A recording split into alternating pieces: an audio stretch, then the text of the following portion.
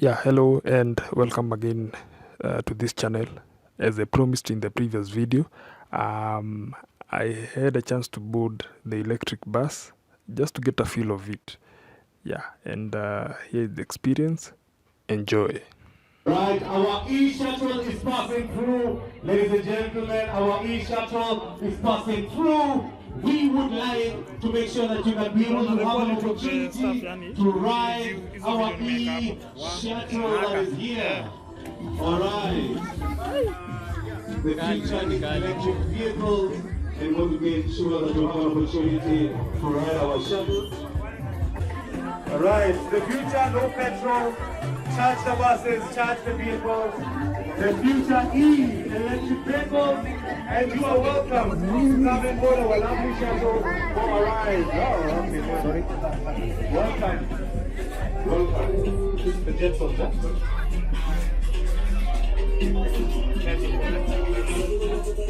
Yes, welcome to our shuttle.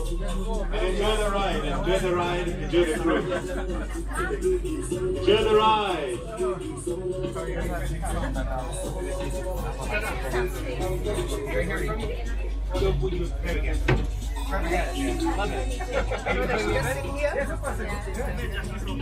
Even when it drops back down to like one. Obviously, it's going to be niche for like another 5-10 Wow. Awesome. Oh, ametoa. Mbao. Tunaenda kama tunashuka. Tunaenda tu lapa hapa hivi. Twende mpaka Garden. Basi twende. Yeah, so to be honest, Yes, there is free Wi-Fi. As you can see, no noise at all. The motor just produces a humming sound. That's it. I need to remember how you connect it. Okay.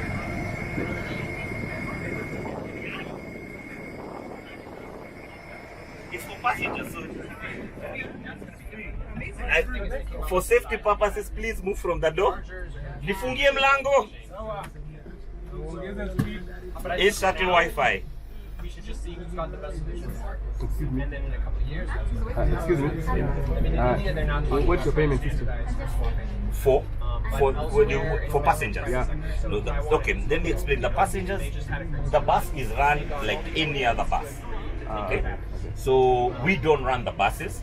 So like this bus is run by East Shuttle. East Shuttle operates from City Stadium to Dandora. So they run the bus. So what as Basico do is for these first two buses, they were pilot buses.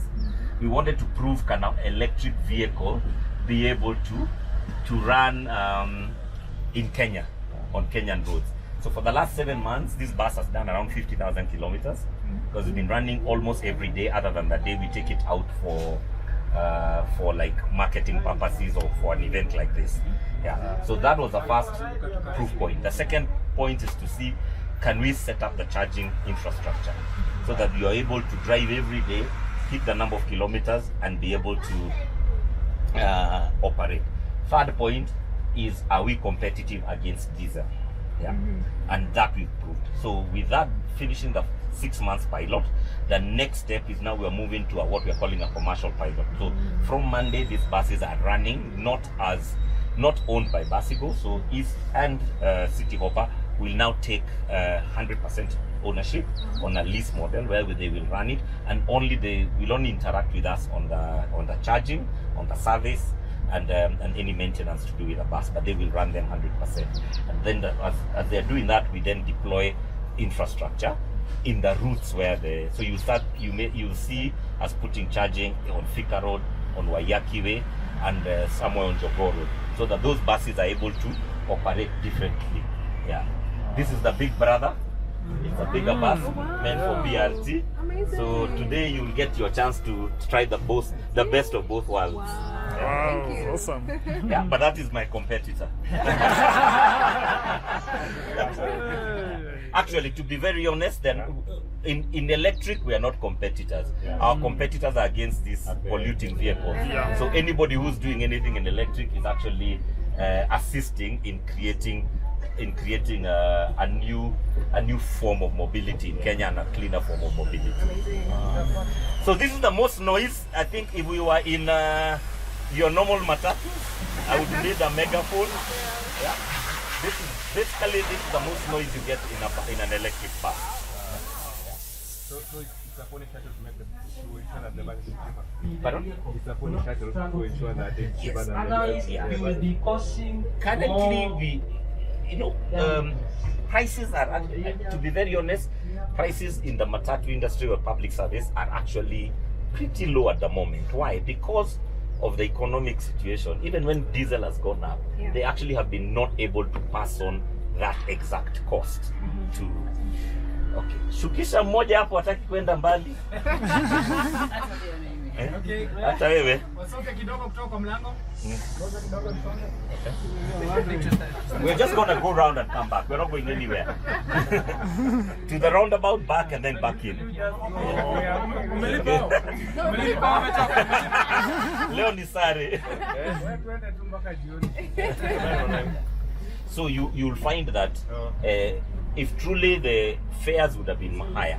But for the pilot, we asked East and City Hopper not to increase the prices. Why? How do we compare with diesel if they increase the prices?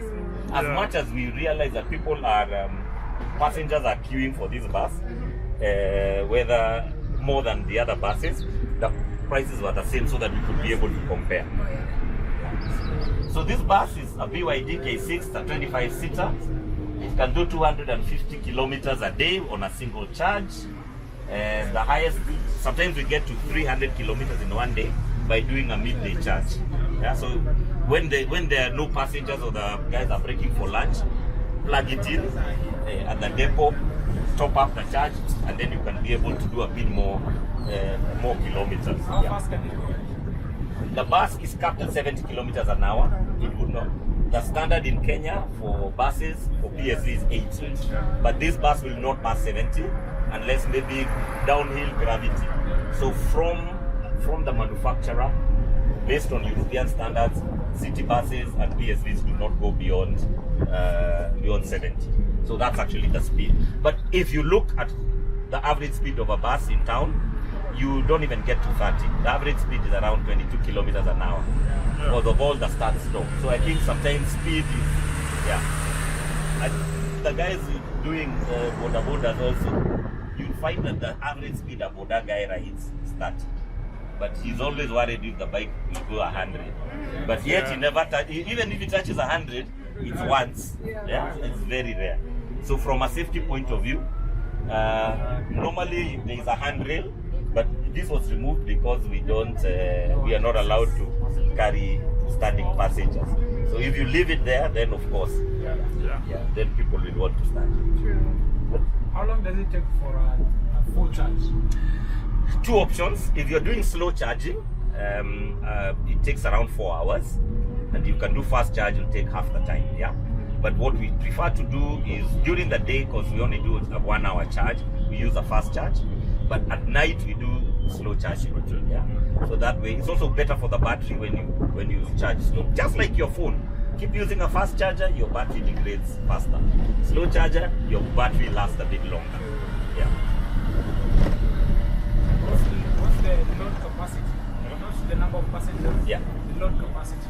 The GVW of this is around is actually 10,000. So it's a 10-tonner. Oh, it is not. Yeah. So technically you're supposed to have 10. You can take another 10 standing passengers, but we don't. And then remember the way with electric, you also build for the gradient. So if this bus was in Rwanda, where the hills are like this, then it would have a stronger motor. Yeah. Yes, please. Yeah, I would just like to know. Yes. So normally there's the bus design that is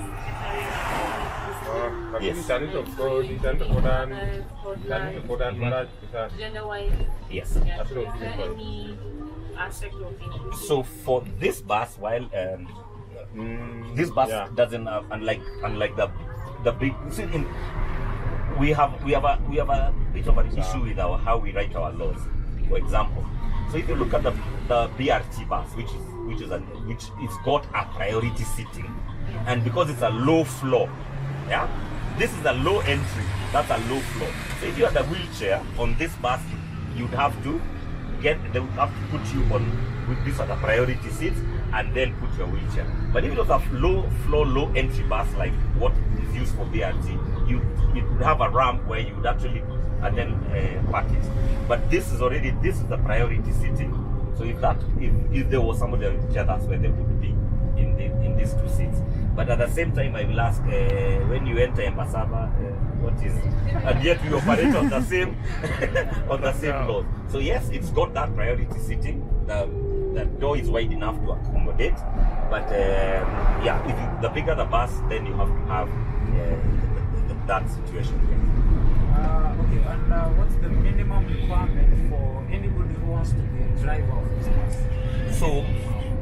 So right now, what we are doing is with the circles that have already booked buses, we've asked each of those circles to give us 3 drivers per bus. So with the 15 new buses coming in December, we have to train 45 drivers. But so we've partnered with a company that is now going to do a driver certification. So the minimum is you have to pass your normal NTSA. So we're not teaching you how to drive. All we're telling you is how to operate an electric bus and how to drive it like an electric bus. Because here we have regenerative braking, which can give you a bit more. Yeah, you don't have to use your brakes like the other ones. Yeah, so that how do you diagnose in case of an issue? So that's what we are. And we're also trying to say that if we're going to move to a more sustainable bus, let's also change a bit of the behavior that we know. That the guy driving an electric bus is a bit better behaved than the one driving the normal bus. So yes, there is a training program. Right now it's closed and so they're designing it specifically for Basigo, but we don't own it. What we would like to do is once we deliver this 15, we will then open it to other people, because as it increases, we require drivers. Yes. Here we've got some of the in here we've got some of the electronics. So every bus has got where your Wi-Fi routers and also we use a system for tracking and everything. So they're in those compartments. The 2 hatches are escape hatches in case of an accident. Yeah, but they can also in markets where AC is required, that's where you mount your AC. Yeah.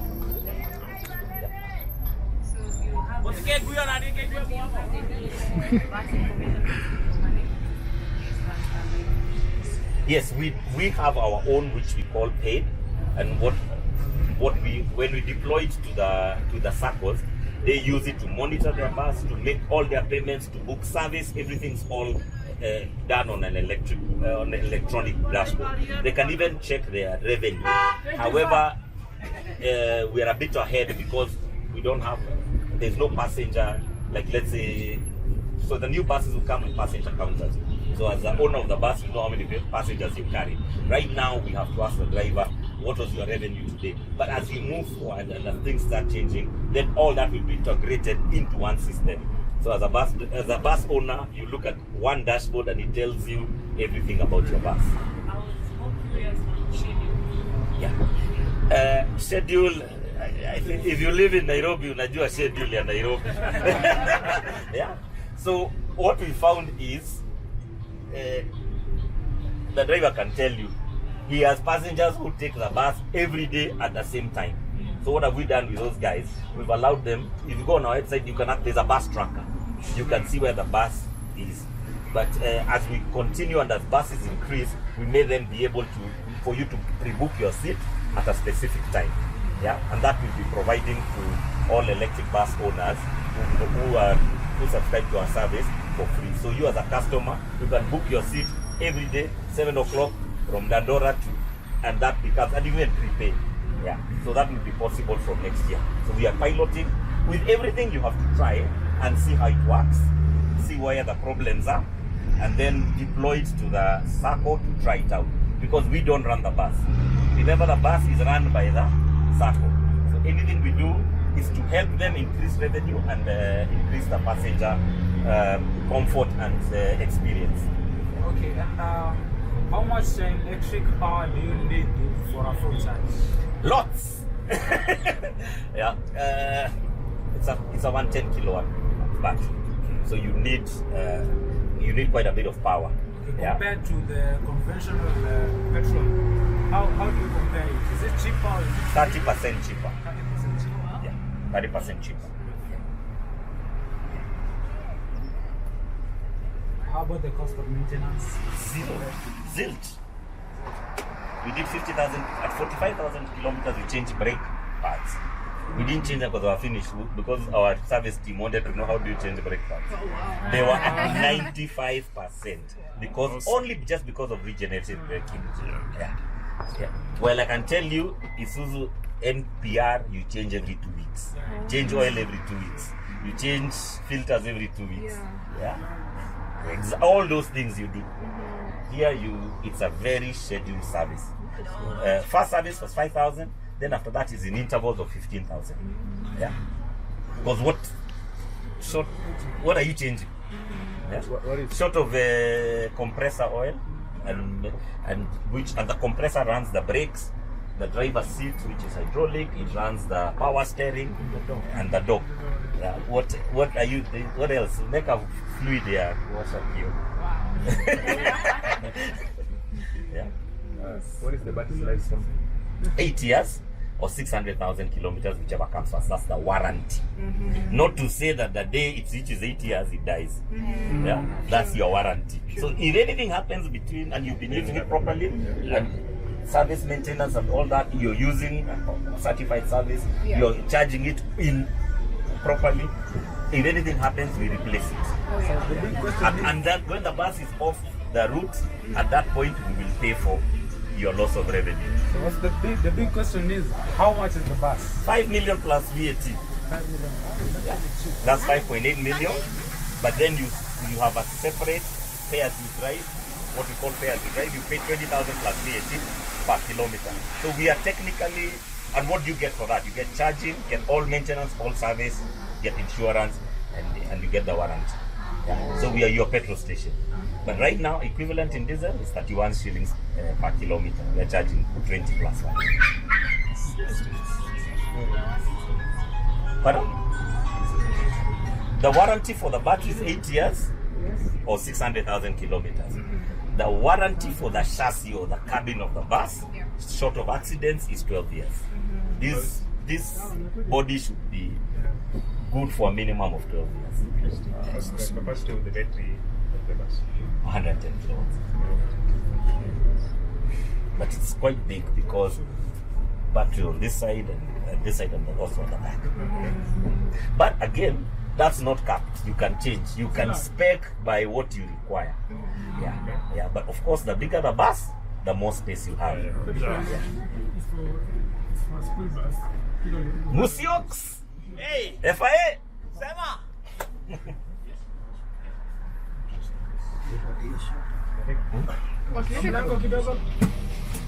Kuna mtu anataka kupiga picha. So we had an official from GoBasi who gave us very, very vital and important information concerning the electric bus commute here in our country, Kenya. Thank you so much for watching. Don't forget to like this video. See you on the next one.